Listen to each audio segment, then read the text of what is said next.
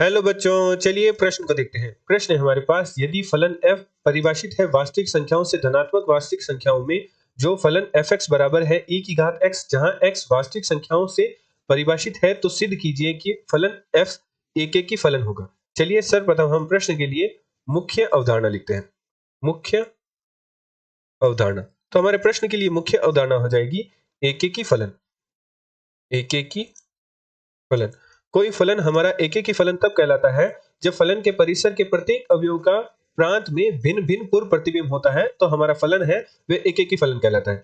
उदाहरण के तौर पर मान लीजिए एक फलन है, वह a से b में परिभाषित है, जहां a फलन का प्रांत है और a है समुच्चय निम्न अवयवों का a b c। ये हमारे फलन का प्रांत है और b हमारे फलन का परिसर है, जो कि समुच्चय है x y z का।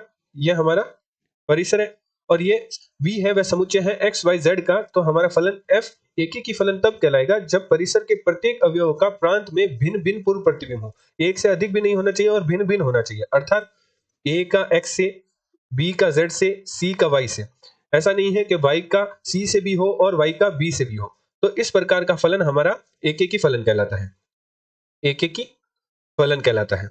और एक की फलन के लिए हम ये भी कह सकते हैं कि एक की फलन में प्रतिबिंब बराबर है तो अवयव भी बराबर होते हैं, अर्थात यदि fx1 बराबर है fx2 के, तो यदि हमारा फलन एक की फलन है तो x1 बराबर होगा x2 के।